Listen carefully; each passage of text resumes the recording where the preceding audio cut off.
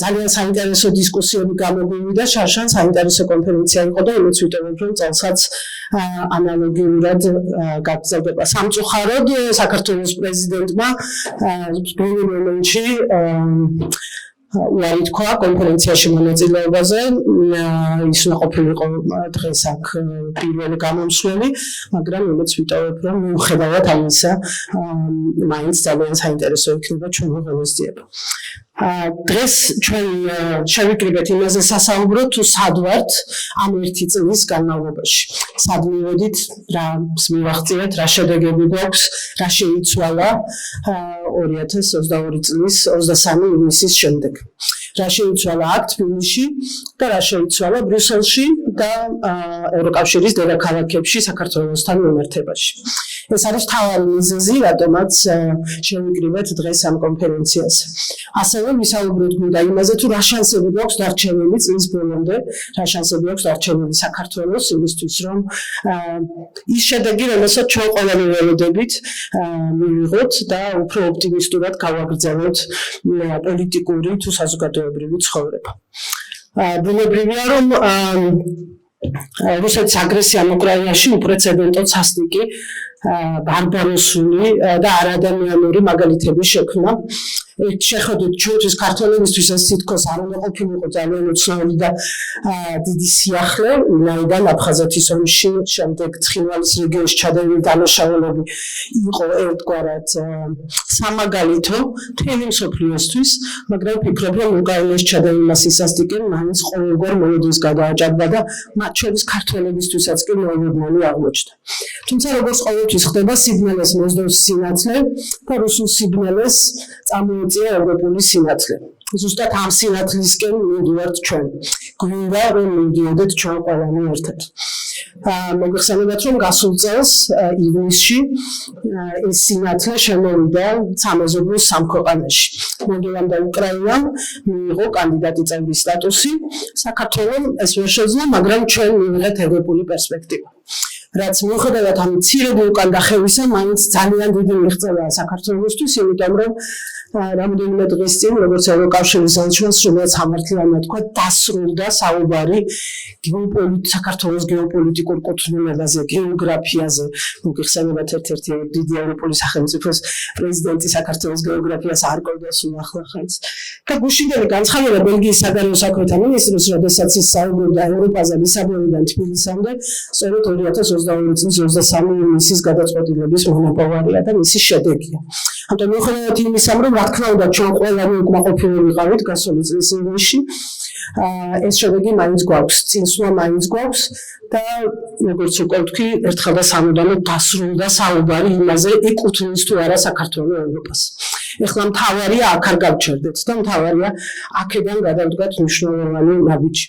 ჩვენი მეგობარი ქვეყნები, განსაკუთრებით უკრაინა, აქტიურად იბრძვის იმისთვის, რომ პროგრესი კიდევ უფრო თვალხილული იყოს, უფრო მეტი იყოს და შემდეგ ეტაპზე გადავიდეს უკრაინა. უფრო მეტიც უკრაინა ელოდება მნიშვნელოვან მონაპოვარის წამოღებას ვილნიუსის ნატოს სამედისგან, რომელიც კიდევ ერთი დიდი მოვლენა არის ჩვენი რეგიონისთვის უახლოეს მომავალში. სამწუხაროდ ვერც ამ ფლანგზე საქართველოს ხელისუფლება ვერ გამოირჩევა განსაკუთრებული გამბედარებით, განსაკუთრებული მოთხოვნებით. ჩვენ ქართულ საზოგადოებამ არც კი ვიცით, რა სიტყვის საქართველოს ხელისუფლება თუ კი საერთოდ რამეს ვილნიუსის სამედისგან. ამიტომ დღევანდელი კონფერენციის სესიები ორად გავყავით სწორედ ამ ორ ძირითადი მიმართულების შესაბამისად. პირველ პანელზე ვისაუბრეთ ევროკავშირთან დაკავშირებული მოლოდინების შესახებ, ხოლო მეორე პანელზე მასპინძელი ქვეყნის ელჩთან ერთად, ლიტვის ელჩთან ერთად და ესტონეთის ელჩთან ერთად გვექნება შესაძლებლობა ვისაუბროთ ვილნიუსის სამიტის მოლოდინებზე, ჩვენს განაცხადზე ვილნიუსის სამიტისთვის და იმაზე თუ სად არის ნატო-საქართველოს ურთიერთობები დღეს. სამწუხაროდ აქვე აუცილებლად უნდა აღნიშნოთ, რომ მიუხედავად იმისა, რომ დარწმუნებულია რა შეკრებილი საზოგადოება ერთმნიშვნელოვნად და ცალსახად საქართველოსთვის კანდიდატის სტატუსის მინიჭებისთვის ბრძოლაშია, ამას ესწრაფვის და ამ სურვილით არის გამსჭვალული, ჩვენ რა თქმა უნდა ვაცნობიერებთ ყველა იმ პრობლემას, რომელიც ჩვენი ქვეყნის წინაშე დგას. ყველა იმ პრობლემას, რომელიც უდგას საკანონმდებლო პროცესს ქვეყანაში, რომელიც გამოწვეული არის იმ გაუგებარი ხანდახან უაღრესად დამაზიანებელი შეურაცხყოფელი რიტორიკით, რომელსაც მუდმივად ვისმენთ ხელისუფლების წარმომადგენლებისგან და ეს განსაკუთრებული ოპტიმიზმის საფუძველს არ გვაძლევს. განსაკუთრებით პრობლემური იყო ბუნებრივია ნატოს სამიტის წინ საქართველოს ხელისუფლების მეთაურის განცხადებები იმის შესახებ, რომ ნატო რუსული აგრესიის გამომწვევი ერთ-ერთი მთავარი მიზეზი ყოფილა უკრაინის ომში. ამ ყველაფერს ვხედავთ, ამ ყველაფერს ვაპროტესტებთ, ამ ყველაფერს ვემიჯნებით, მაგრამ ამის მიუხედავად მაინც ვფიქრობთ, რომ საქართველო იმსახურებს პროგრესი, იმსახურებს შემდეგ ნაბიჯზე გადასვლას, იმსახურებს კანდიდატის სტატუსის მიღებას. ვინაიდან ეს სტატუსი საქართველოს დღეს ჰაერით ჭირდება იმ турბულენტურ გარემოში, турბულენტურ უსაფრთხოების გარემოში, რომელშიც ვიმყოფებით და ასევე იმ ისტორიული მომენტის გათვალისწინებით, რომელიც წინაშეც ქვეყანა დგას. შესაძლოა ჩვენ საქართველოს ჩვენია ყველა არჩევნების წინ ამოთხოვნე, რომ ყველაზე ისტორიული არჩევნებიაო, მაგრამ შესაძლოა 2024 წლის არჩევნები ნამდვილად სწორედ ასეთი განსაკუთრებული ისტორიული მნიშვნელობის მატარებელია. ვინაიდან 2024 წლის არჩევნების შედეგზე დიდწილად იქნება დამოკიდებული ის თუ საით მიდის ეს ქვეყანა. შესაძლებელია შეცდომა რთულად გამოსასწორებელი აღმოჩნდეს. ან საერთოდ ვერასოდეს ვეღარ გამოვასწოროთ. ყველა ხელისუფლება უშვებს შეცდომებს, ზოგი მცირეს, ზოგი დანაშაულებრივს, ზოგი შეცდომა ლოკალურია, ზოგი გლობალურია და ისტორიას ცვლის. მაგრამ ხელისუფლებები იცვლებიან, ხოლო ისტორიული შანსის ხელიდან გაშვების შემდეგ შემოbrunება ზოგჯერ შეუძლებელი ხდება. და საქართველოს ვფიქრობთ, რომ არ იმსახურებს ამ ისტორიული შანსის დაკარგვას. ეს არის მებრძოლი, ერთგული და ფუნდამენტურად ევროპული ღირებულებების მატარებელი ქვეყანა. სწორედ ამ ისტორიულ მომენტში რბილად რომ ვთქვათ, პრობლემური ხელისუფლება ყავს, მაგრამ საქართველოს არც ირაკლი ღარიბაშვილია, არც ივანიშვილი და არც სააკაშვილი. თითქმის არც ერთ კრიზისულ მომენტში ამ ქვეყანას მის მოსახლეობას პრაქტიკულად არასოდეს გამოუსწორებელი შეცდომა არ დაუშვია. ასე იქნება 2024 წელსაც, მაგრამ 2024 წლამდე უნდა მივიდეთ. და ჩვენი მთავარი ამოცანა არის, რომ 2024 წლამდე სამოქალაქო მშვიდობა შევინარჩუნოთ და სამოქალაქო მშვიდობით მივიდეთ. ზუსტად ამისთვის გვჭირდება სტატუსი. ზუსტად ამისთვის გვჭირდება, რომ ის ოპტიმისტურად განწყობილი მარტის დღეების დროს თბილისის, ბათუმის, ქუთაისის და ბევრი სხვა დიდი და პატარა ქალაქის ქუჩებში გამოსული ქართველები დავამშვიდოთ, მათი ენთუზიაზმი არ მოუკლათ და მათ იცოდნენ, რომ მათ ბრძოლას აქვს ფასი და მათი ბრძოლა გამარჯვებით დამთავრდება აუცილებლად. ამისთვის გვჭირდება ჩვენი სტატუსი. აი ამ კოლექტიური საქართველოსთვის, არა რომელიმე ხელისუფლებისთვის, არა მხოლოდ იმ ხალხისთვის, რომელიც ქუჩაშია გამოსული, არამედ ჯამურად ამ 30 წლის საქართველოს თუ ევროკავშირის წევრობა და ამ მომენტისთვის ჩვენთვის წევრობა კანდიდატის სტატუსს ნიშნავს. ეს არის ღირებულებების ერთობლიობაზე გადის, თუ ეს გადის შეფასებებზე, მაშინ საქართველოს უნდა შეფასდეს 30 წლის თავისუფლებისთვის მებრძოლი ევროკავშირის დროშით, ნატოს დროშით ხელში მებრძოლი საქართველოს და არა მისი ერთი ხელისუფალი, რომელიც დიახ დღეს ძალიან სერიოზულ პრობლემებს გვიქმნის ამ გზაზე. ზუსტად ამას ემსახურება ჩვენი დღევანდელი კონფერენცია. ამ არგუმენტებს მივუყაროთ თავი კიდევ ერთხელ, შევაფასოთ ჩვენი მდგომარეობა და ამ ოპტიმიზმით დავიშალოთ საბოლოო ჯამში, თუ ამას მოვახერხებთ, რომ ეს შანსი უნდა გამოვიყენოთ. ამისთვის ჩვენს სამოქალაქო საზოგადოებასაც მათ შორის ძალიან ბევრი ამის გაკეთება შეგვიძლია. მე დიდხანს აღარ შეგაწყენთ თავს, როგორც გითხარით, სამწუხაროდ პრეზიდენტი არ გვეყოლება, მაგრამ საბედნიეროდ ჩვენთან ერთად არის ევროკავშირის ელჩი, რომელიც მუდმივად ღია საუბრისთვის, დიალოგისთვის, ამ ცოტა ხნის მანძილზე, რაც ის საქართველოშია, მისი გულწრფელობა ნამდვილად შთამბეჭდავი იყო ყველა შეხვედრაზე, რომელსაც პირადად მე დასწრებული და დარწმუნებული ვარ, აქ მყოფი აუდიტორია დამეთანხმება ამაში და ის დაგვთანხმდა ასევე დღეს, რომ მისი გამოსვლის შემდეგ 10-20 წუთი გვექნება კითხვა-პასუხისთვის, ისე რომ ვისაც გაქვთ კითხვები ევროკავშირის ელჩთან, მოამზადეთ, მისი გამოსვლის შემდეგ გვექნება შესაძლებლობა მოგონება რომ ამ კითხვებზე მივიღოთ პასუხები. ამის შემდეგ როგორც გითხარით, პირველი პანელი იქნება ევროკავშირის თემატიკაზე, სადაც ზუსტად იმ დროს, როდესაც საქართველოს სტატუსი ავიდება პრეზიდენტი ქვეყნის ესპანეთის ელჩის მოვალეობის შემსრულებელი მოგვიყვება ამ ქვეყნის ესპანეთის პრიორიტეტებზე და შემდეგ უკვე ქართულ სპიკერებთან ერთად გავაგზავნებთ საუბარს, სადაც ასევე რა თქმა უნდა გვექნება კითხვა-პასუხისთვის დრო დატოვებული და მეორე პანელი უკვე ნატოს თემებს შეეხება. ერთადერთი ტექნიკური საკითხი რაც მინდა გითხრათ, აი ბანერებზე QR კოდები არის, თუ ხედავთ, ეს არის დღის წესრიგის QR კოდი და ყველას შეგიძლიათ რომ ტელეფონში გამოიწეროთ დღის წესრიგი თუ გაინტერესებთ რომ უფრო მეტი ინფორმაცია გქონდეთ დღის წესრიგის და მომხსენებლობის შესახებ ინფორმაციას მცირე ბიოგრაფიულ მონაცემებს იხილავთ იქ. კიდევ ერთხელ დიდი მადლობა და ევროკავშირის საცხოვრებელ დაიკავოს ტრიბუნა. Dear colleagues, dear friends, today as we gathered to discuss new security challenges in Europe and Georgia's path to European Union membership, it is very important to go back to basics and to recall that the European Union is first and foremost a peace project. Throughout its existence, there has never been a war on the territory of the EU. And if you look back at the history of Europe, for centuries, we were suffering from today's EU member states having wars with each other. So for the last 70 years, European Union has enabled to preserve peace on the territory of its member states. European Union has been an example of a prosperous economic and political cooperation among its member states. However, since 24th of February last year, war has been brought back to Europe.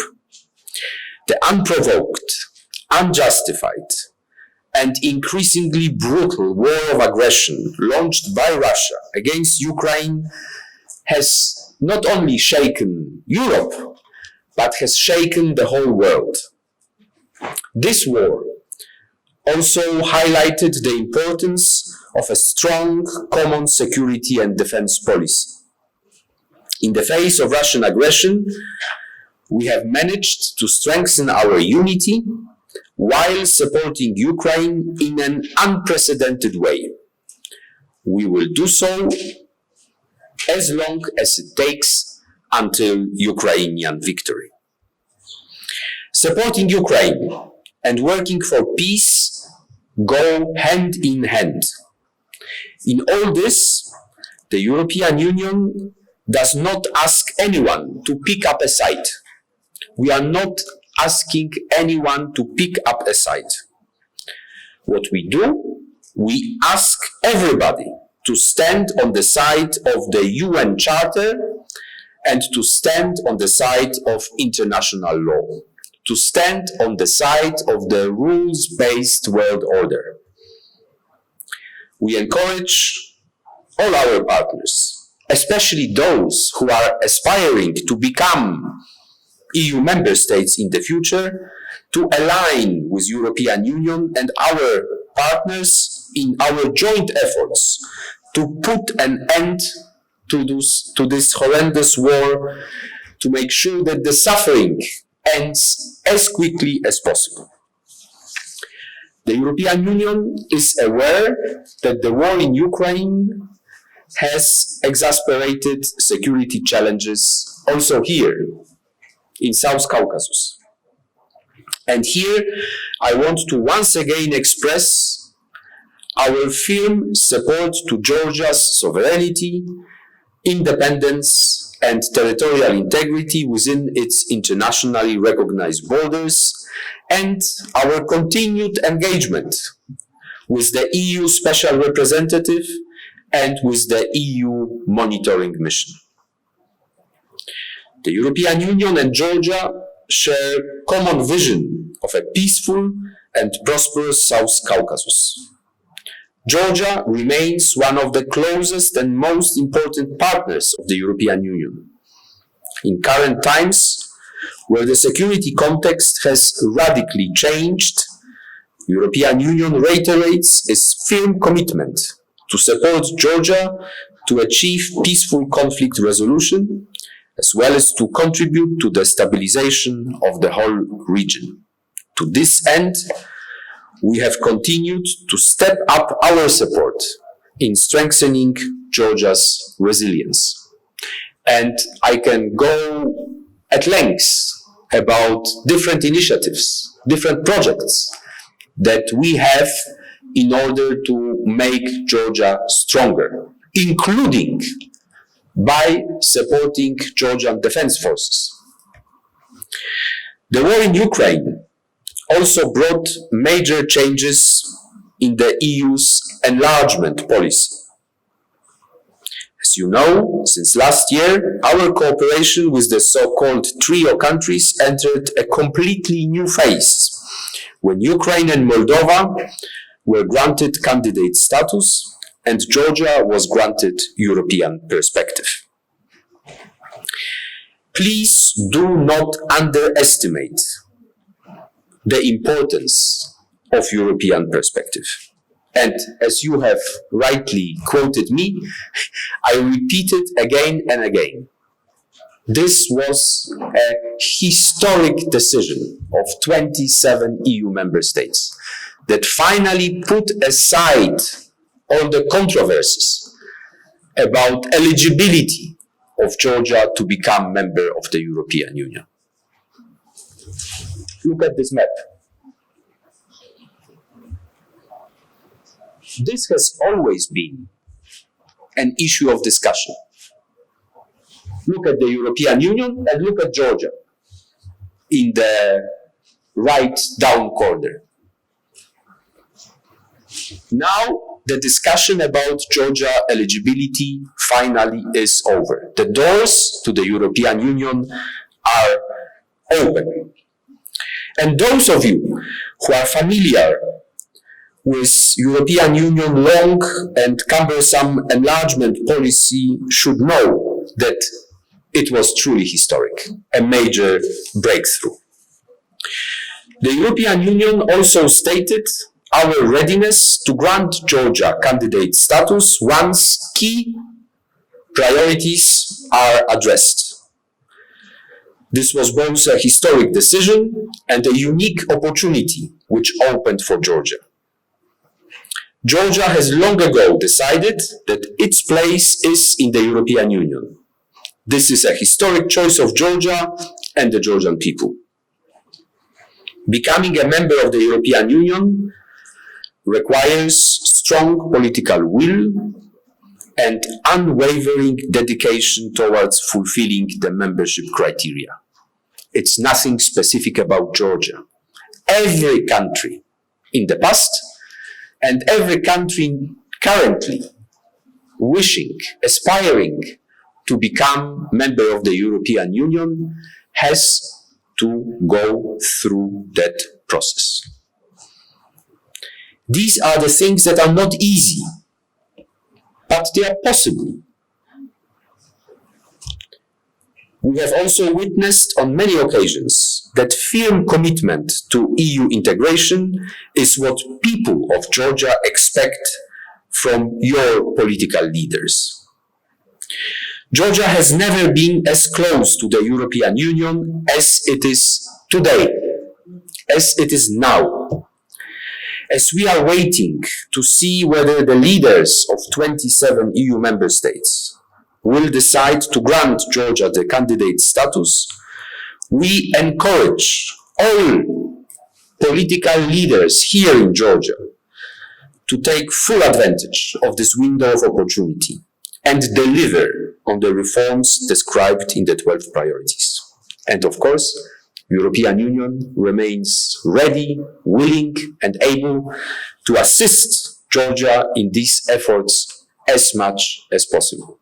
As you all know, In October this year, European Commission will issue an enlargement report, first ever enlargement report for Georgia. I haven't seen the draft, but for sure it will be over 100 pages. The leaders will meet in December. Each of them will have this enlargement report on the table, but each of them will also have their own reports coming from member states' embassies here in Tbilisi. Each of them will have discussed this issue internally, within their own governments, within their own parliaments. Each of them will listen to the public opinion in their own countries, and each of them will watch the news. And this is why it is so important that in the remaining months and in the remaining weeks, we have only positive, constructive, and pro-European news coming out of Georgia. And this is what I wish to all of us. These days, there's a lot of discussion about how the new opportunities are emerging for the bigger role of the European Union in the region. Nagorno-Karabakh, in general, how the wider region is changing and the EU has more leverages in the region. My question is, do you think there is a room for a bigger, stronger, more robust presence or more robust relations with our occupied regions, with Abkhazia?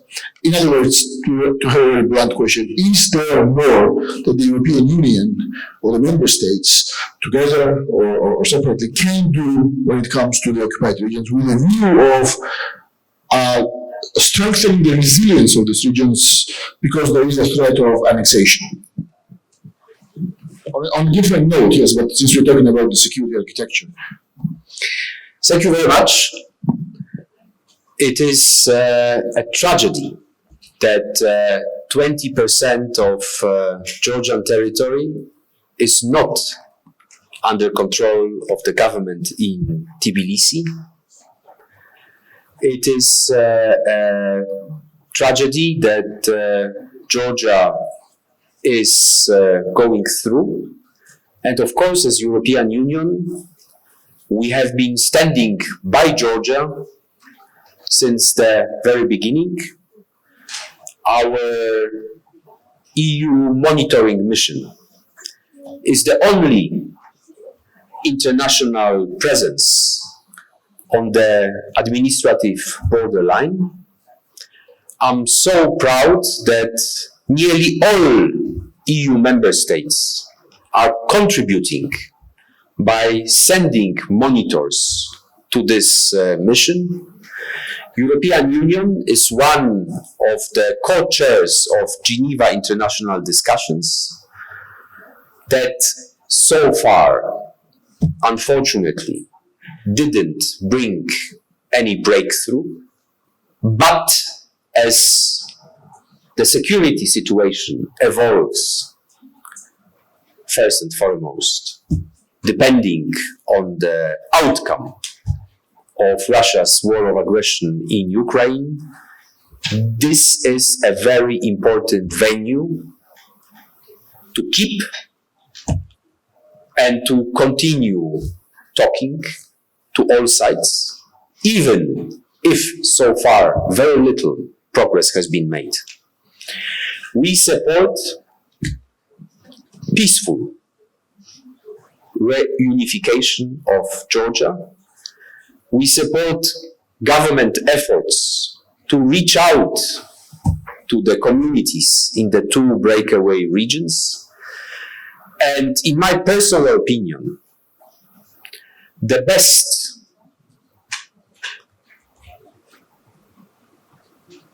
stimulus, the best incentive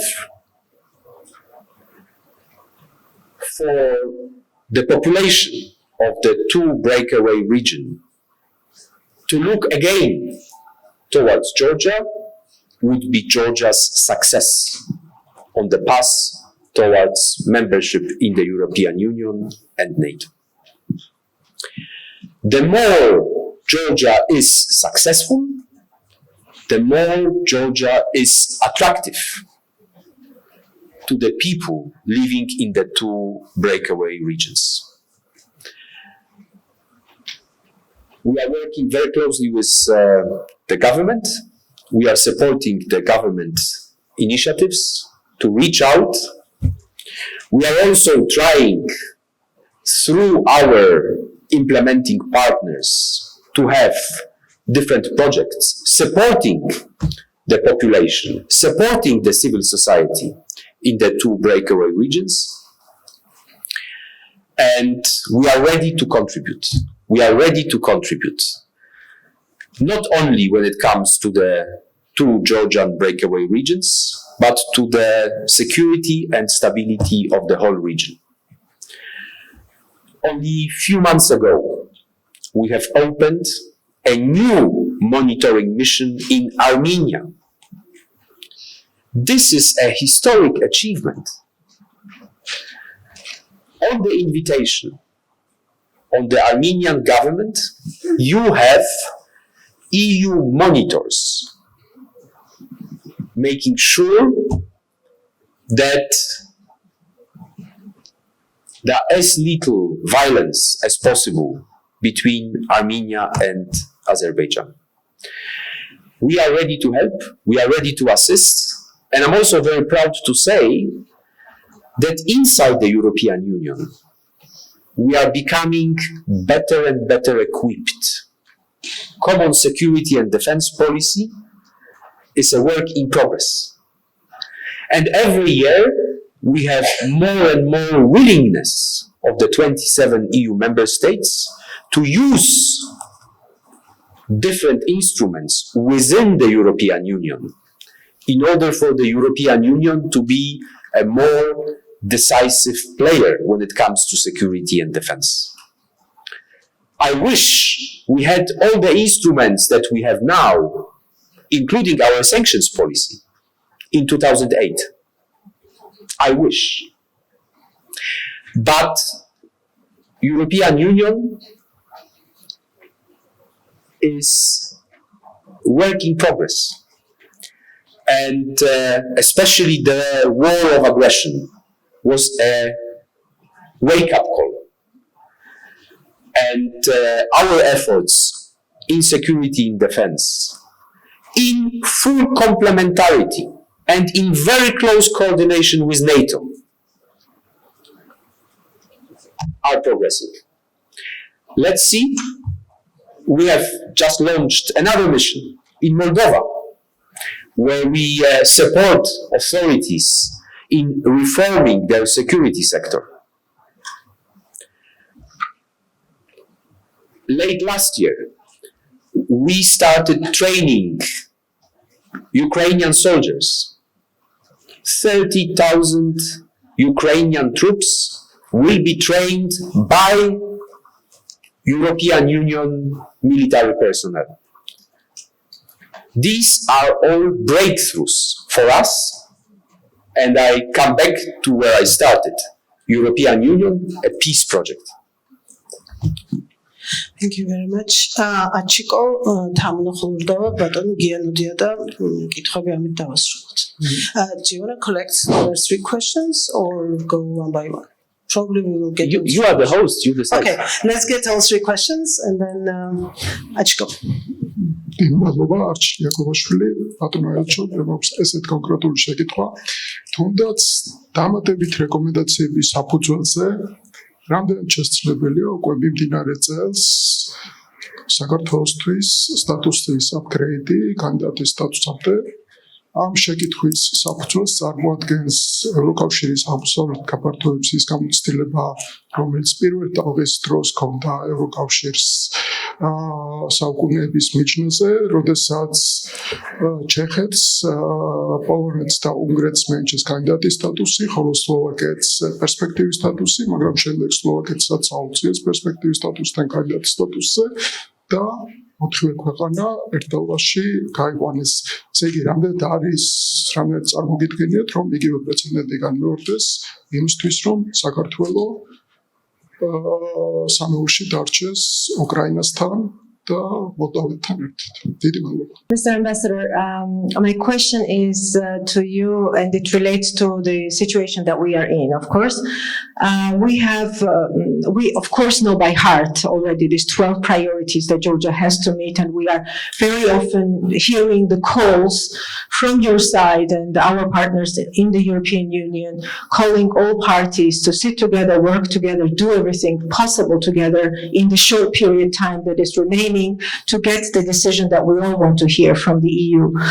However, you also know the context very well, and you know the situation in which we are in, where the society is largely being divided in two camps of, patriots and traitors, or, war party supporters, or agents and patriots. And this rhetoric really makes it impossible, if you ask me, to sit together and to depolarize, which is one of the 12 priorities and commitments that we have to prove that we have done something for. In this room, I don't see representatives from the government, which is also the sign that there is not much willingness to talk about these things together. So my question is, I of course know that you know all this, but my question is, what is your realistic expectation from the Georgian society, from everybody, from us, from government, in order to meet the 12 priorities? Thank you.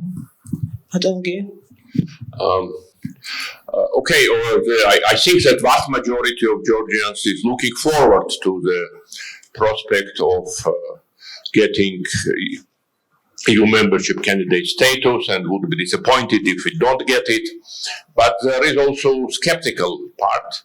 People who are firmly believe that European future is the best future Georgia might have, but that unless there is real commitment on behalf of the government and maybe broadly political class to internalizing and institutionalizing European norms and values, just candidate status is just symbolic. It does not mean much. And people quote, Turkish example. So what might you say? What you might say to such skeptics?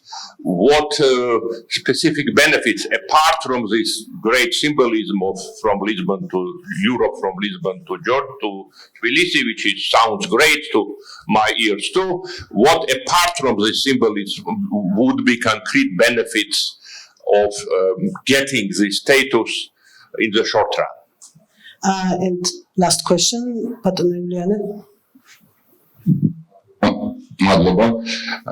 რაკის სათავეში არის უსაფრთხოების არქიტექტურა უპირველეს ყოვლისა ევროპაში.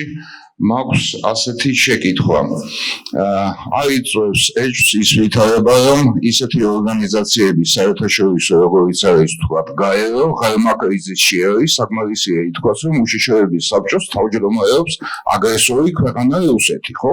ეს ნონსენსი არის ერთი შეხედვით.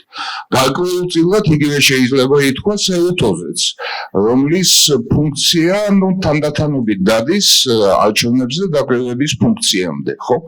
მე მაინტერესებს თუ აქვს ევროკავშირს საერთო ხედვა იმის თაობაზე, თუ როგორ უნდა და რა ტიპის რეფორმა უნდა განხორციელდეს და თუ დღეს ეს ხედვა არ აქვს, როდის იქნება ეს ხედვა მზად? მადლობა. დიდი მადლობა. ძალიან ფართო სპექტრია, ბატონო, შეკითხების ისე რომ გისმენთ.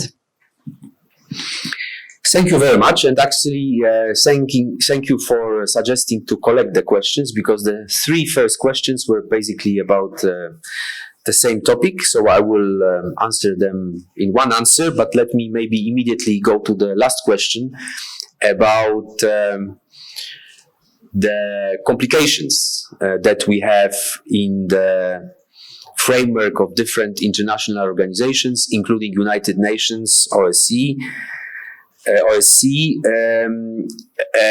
and paralysis in those organizations.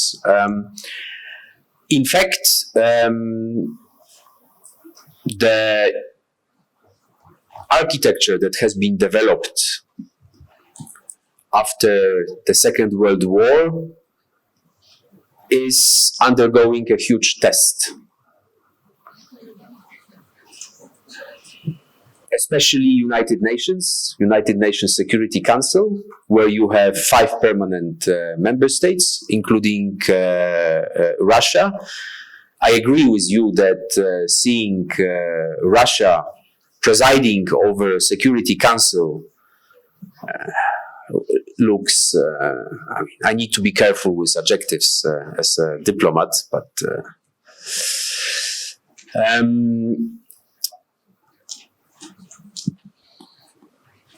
we as European Union are very strongly supporting multilateralism. We are very strongly supporting rules-based international order. We are trying to be at the forefront of different discussions, how to make this architecture more effective. Among member states, there is no unanimity. Among EU member states, there is no unanimity when it comes to the details of how United Nations Security Council should be reformed. But there are also new initiatives to create new frameworks where a discussion is possible without the limitations that currently we have in the framework of OSCE, for instance. And here I can draw your attention to the European political community, an initiative launched last year, bringing together all EU 27 member states, countries from Western Balkans, enlargement trio. We just had a couple of weeks ago meeting in Moldova. I think there is really a bright future for this organization. Also, depending on how quickly the brutal war of aggression of Russia in Ukraine will end. We are living through very turbulent times. Things are changing very rapidly. Let's hope this war will end as quickly as possible, and we will see. But with the European political community, we are also trying to be prepared in case the blockade of the international bodies like OSCE, like United Nations Security Council will continue. On the candidate status, what I really want to share with you is something that I have been trying to promote since day one after my arrival in Georgia. And I really try to avoid mentioning priority number 1, starting with P. I would like to use a different expression that is much closer to how I understand European Union. And I would like to speak about the culture of consensus. Culture of consensus. What is very important for you to understand is that European Union is a group of sovereign, fully independent member states that sometimes have different priorities. But still, all of us inside the European Union understand that only by working together and having a unified position, we can actually make a difference. So what is needed is a culture of consensus. This is how we have been operating, and this is what we expect from countries who want to sit around the table. And I think that this is something that cannot be negotiated. This is a basis. Imagine how difficult it is to reach an agreement on any issue among 27. Imagine how much flexibility, how much effort is needed in order sometimes to give up.